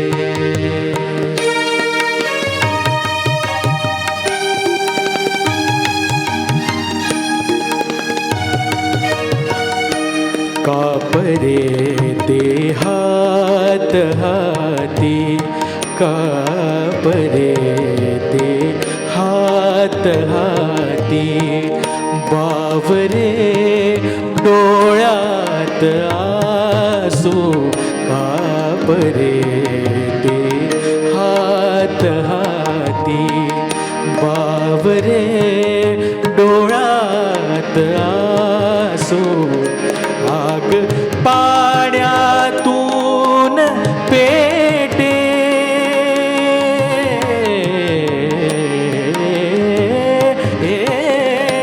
आग पाण्यातून पेटे जाळणारे गोड हसू.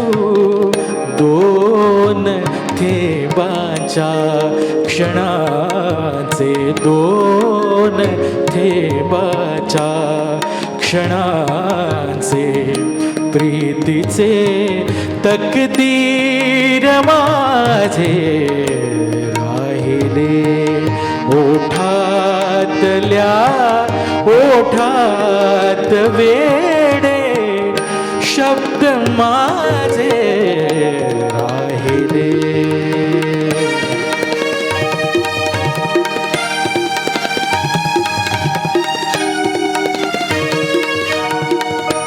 गर्द हिरवे पाच पाणी गर्द हिरवे पाच पाणी रक्त कमळे कुंकुमाची गर्द हिरवे पाच पाणी रक्त कमळे कुंकुमाची खेळताना बिंबलेली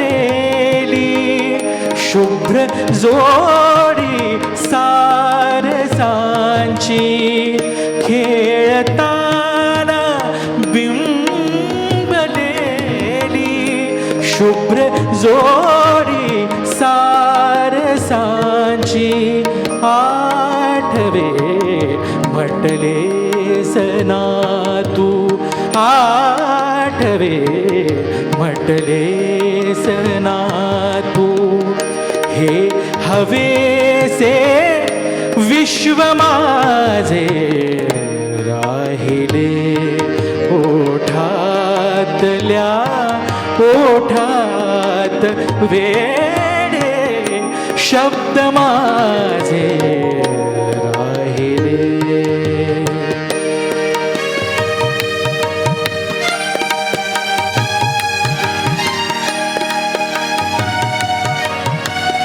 मी म्हणू कैसे फुलारे मी म्हणू कैसे फुलारे आज तू नाहीस येथे मी म्हणू कैसे फुलारे आज तू नाहीस येथे वेल दारी सायलीची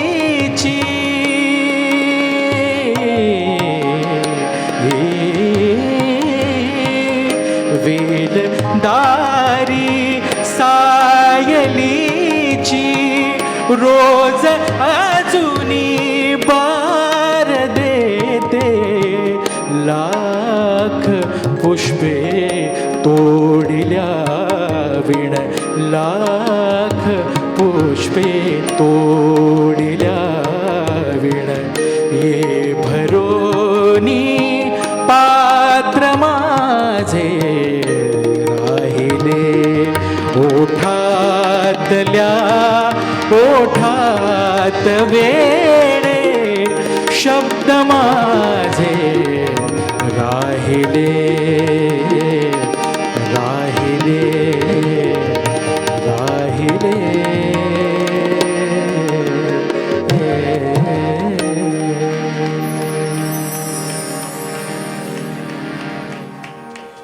खरं सांगू, पुढची जी कविता आहे ना ती ह्या गाण्याला संलग्न अशीच आहे. म्हणजे ओठातल्या ओठात शब्द माझे राहिले, खऱ्या अर्थाने बघा की त्यांची स्वतःची कुठेतरी एक आपल्याला बोलण्याचं स्वातंत्र्य नाही आहे ना, कुठची भाषा बोलण्याचं स्वातंत्र्य नाही आहे, अशा दडपणात सुद्धा कांत बरीच वर्ष होते.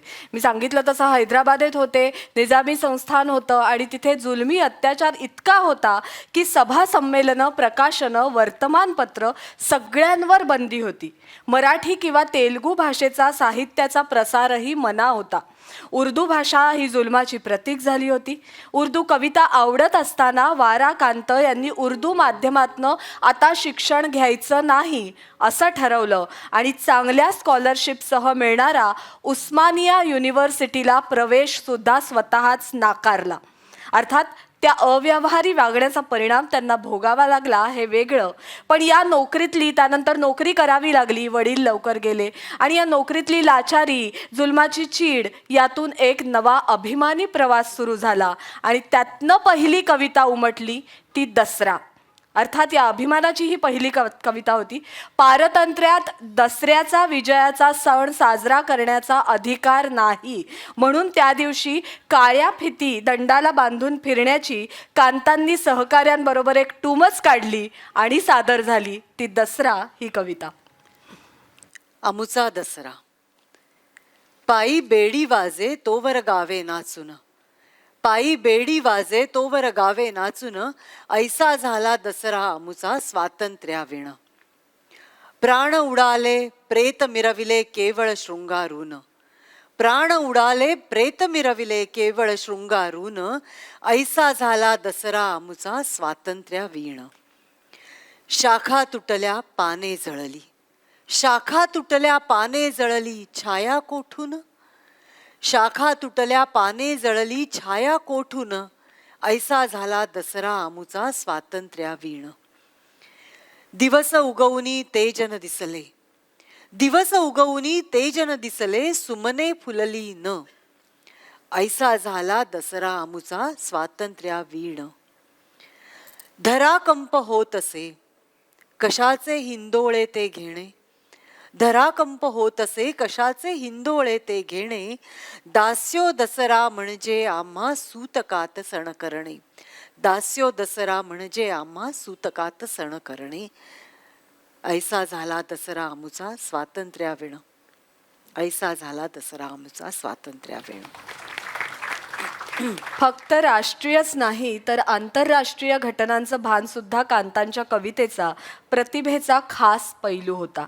स्वर्गीय जयप्रकाश नारायण यांनी तेव्हा चालवलेल्या चळवळीवर लिहिलेली कविता पांढरे शुभ्र वादळ, महात्मा गांधींवरील राजघाट ही कविता किंवा चीनमध्ये झालेल्या सामाजिक लढ्याच्या संदर्भात चीनच्या भिंतीवर तय्यानमेन चौकात झालेल्या रक्तरंजनावर लिहिलेली भिंतीला फुटले पंख ही कविता, एकंदरीत या सगळ्याच कविता तत्कालीन सामाजिक व्यथांचा उद्घोष व्यक्त करणाऱ्या आहेत. व्हिएतनाम आणि बांगलादेश इथल्या सामाजिक दुरावस्था आणि शोषणावरही कांतांनी प्रहार केलाय तो असा. तऱ्हाटिले दिशानी शंख, तऱ्हाटिले दिशानी शंख, भिंतीला फुटले पंख, वेढा घालून अवघ्या देशाला ती जीर्ण चिरेबंद भिंत, पिवळी धामिण प्राचीण विषदंत विहीन बसली आहे शांत, संभाळीत आपल्या पिलांना चीनच्या खुज्या नागरिकांना मायाळूपणाने. मायाळूकडे पाहात लाल गुंज परंतु माणकाच्या धगधगत्या नजरेने. तिकडे कितीतरी शतकांपासून तियानमेन चौकात सणसणून गोळे सुटतायत, दणदणत रणगाडे येत आहेत, ओकत आग जिथे तरुण वरून सगळे कोसळतायत, मागणी करतायत लोकशाहीची, जन्मसिद्ध अधिकाराची, मानवतेच्या. परंतु बुद्धपूजक झिंगलेल्या सत्याधीशांना, सूत्रपाताच्या पाठकांना, आपल्याच शस्त्राला बळी पडणाऱ्या चाओ माओच्या निरंकुश वंशनांना कळत होते एवढेच. त्यांना वाटत होते स्वातंत्र्य जन्मते नळीतून बंदुकीच्या. उमगले नव्हते त्यांना प्रतिकार उगवतो भाताच्या हिरव्या पात्यातून, गावंढळ गावकुसातून हुरड्याला येते क्रांती, समर्पित सत्याग्रही प्राण्यातून, अबोल प्रक्षोभातून, सामान्य दुर्बल जनांच्या कोवळ्या तरुण विद्यार्थ्यांच्या 4000 वर्षाच्या दगडी भिंतीतून. तोफातून उडालेले अग्निगोल सूर्यगोल होत होते उद्याचे. भिंतीवर उगवत्या पहाटेतून नभाचा आधार सोडलेला आणि आकाश होते निरत्तर अशा प्रश्नांसमोर उभा राहतो एक ऋषिकुमार आरुणी. उभा राहतो एक ऋषिकुमार आरुणी विचारत जीवन मरणाचं रहस्य यमाच्याच दारात. पूर्वेला उगवणाऱ्या नित्य नवीन सूर्यबिंबासारखे प्रत्येक अस्तानंतर शेवाळलेल्या पुराण्या भिंतीवर फुलं होतात काट्यांचे. अशा क्षणी प्राचीन भिंतीला फुटतात प्रतिकाराचे पंख आणि विषाला दसतात अमृताचे डंख. वेगळ्या रसिक प्रेक्षकांना, रसिक श्रोत्यांना विनंती आहे, कार्यक्रम अगदी शेवटच्या टप्प्यावर आलाय. एक कविता कांतांची आणि एक गाणं कांतांचं आपण कार्यक्रमाची सांगता करताना घेणार आहोत. अर्थात ही कवितासुद्धा विशेष आहे. ही कविता म्हणजे कांतांच्या जीवनाचं सार आहे. आत्तापर्यंत आपण कांतांचा जो प्रवास अनुभवला, ऐकला, त्याचा सारांश जर काय असेल तर कांतांचं हे जीवनगीत आहे. सादर करतायत श्रीरंग आणि अनिरुद्ध.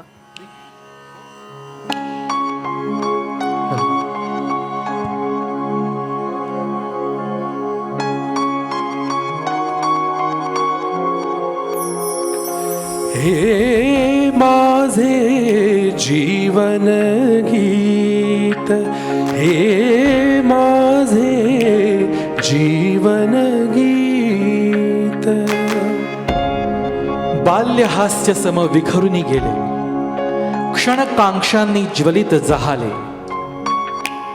अन अश्रूपरी यौवन आले, आर्द्रपणी जाळीत.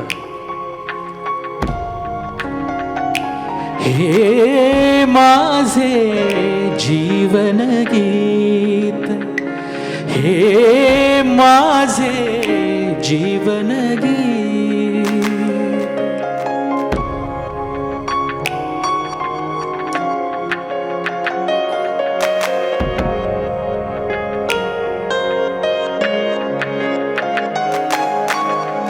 ज्योती भवती फिरलो फिरलो, शापित शलभा परितड फडलो. अपुल्या राखे मधीच निजलो, पोटी धग निववीत. हे माझे जीवन गीत, हे माझे जीवन गीत.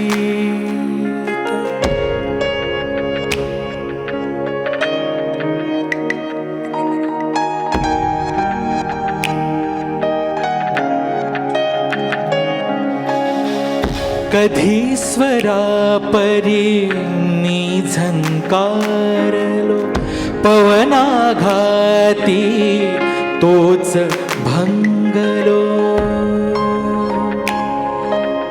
गाणे झालो किंवा उरलो, पुसू कुणा गर्दीत. हे माझे जीवन गीत, हे माझे जीवन गीत.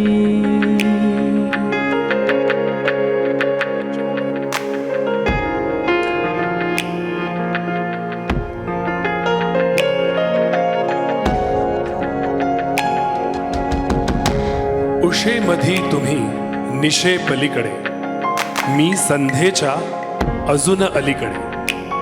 येऊ कसा हे धूमिल अंतर, काळाचे तोडीत. हे माझे जीवन गीत, हे माझे जीवन गीत. किरण आजच्या नयनांमधले, स्फुरण आजच्या हृदयांमधले, या निश्वासी कसे पोचवू म्हणून हृदय व्यथित. हे माझे जीवन गीत, हे माझे जीवन गीत.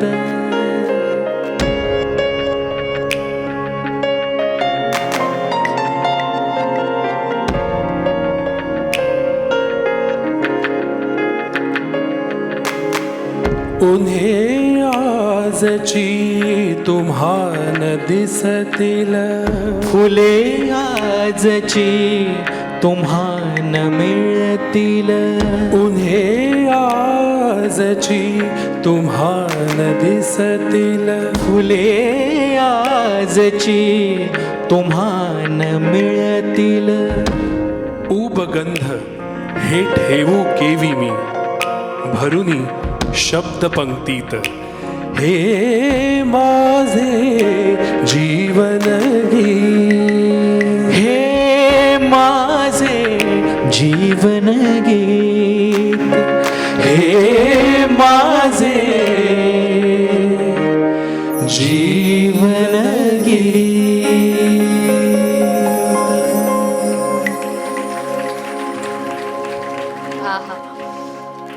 कांतांच्या प्रदीर्घ साहित्य सेवेचा आढावा आपण सगळ्यांनी घेतला.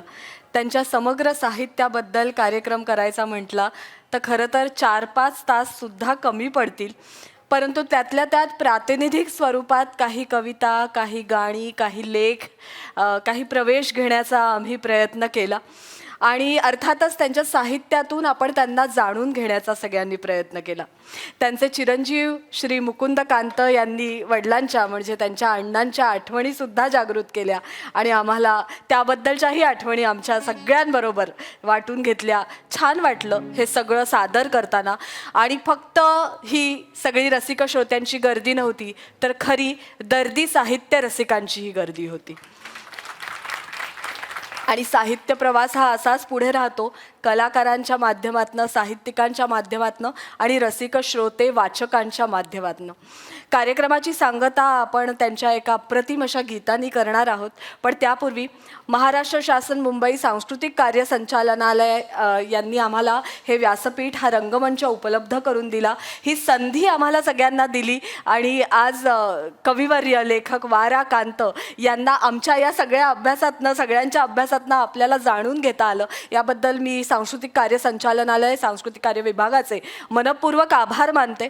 आणि त्याचबरोबर या कार्यक्रमाचे संयोजक, कलाविष्कारच्या प्रसिद्ध उद्योजिका आणि निवेदिका उत्तराताई मोने यांचे देखील आभार. या संपूर्ण कार्यक्रमाचं जे संशोधन होतं, हा जो अभ्यास होता, कार्यक्रमाची जी आखणी मांडणी होती ती संपूर्णपणे उत्तराताईंनी केली आहे, मी मगाशीही सांगितलं. आणि याचं संहिता लेखन जे अप्रतिमपणे लिहिलेलं आहे ते अनुया गरवारे धारप, तिचंही पुन्हा एकदा आभार. ध्वनिचित्रफितीसाठी मंगेश मुळसकर, तांत्रिक सहाय्य यांचेही आभार. आमच्या सगळ्या कलाकारांचे आभार. पुन्हा एकदा रसिक श्रोत्यांचे आभार. कार्यक्रमाची सांगता कविवर्य लेखक वा.रा. कांत यांच्या एका अजरामर गीतानी.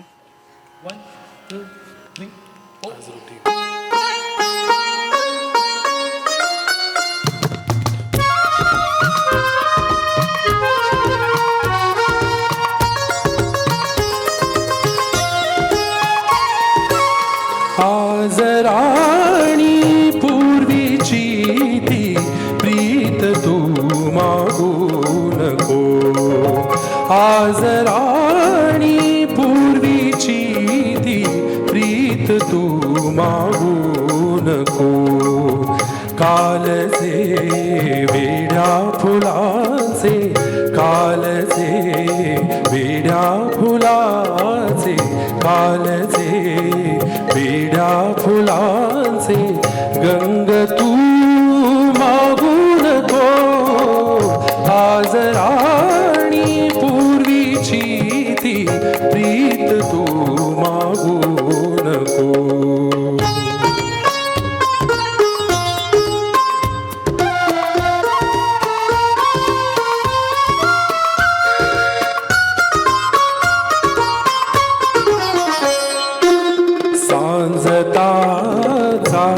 कळीचे सुटपुटीचे भेटणे, सांजता चाफ्या कळीचे सुटपुटीचे भेटणे. पान जाळीतून झिरते बावरेचे चांदणे. पान जाळीतून झिरपे बावरेचे चांदणे. त्या क्षणांचे चांदण्यांचे, त्या क्षणांचे चांदण्यांचे स्पर्श तू मागू नको. या राणी पूर्वीची ती प्रीत तू मागू नको.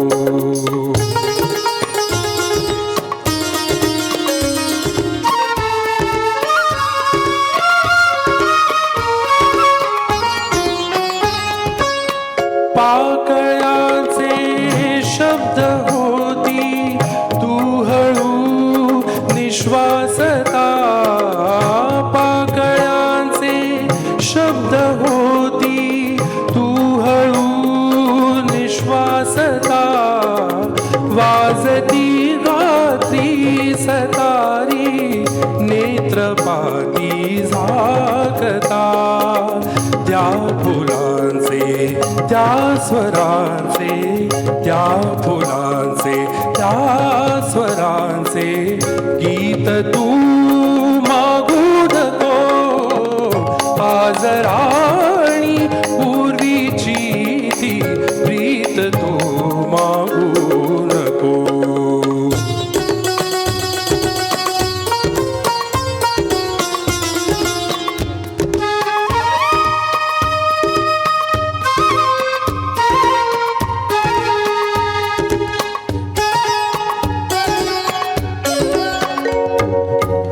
रोखुनी पलकात पाणी घाव सारे साहिले रोखुनी पलकात पाणी घाव सारे साहिले अनसुखाच्या सवाचे मीठ डोळा साचले अनसुखाच्या आसवाचे मीठ डोळा साचले या घडीला मोतियाचा या घडीला मोतियाचा घास तू मागू नको आज राणी पूर्वीची ती प्रीत तू मागू नको. कालचे वेड्या फुलाचे कालचे वेड्या फुलाचे वेड्या फुलाचे रंग तू मागू नको आज राणी पूर्वीची ती प्रीत तू मागू नको आज राणी पूर्वीची ती प्रीत तू मागू नको.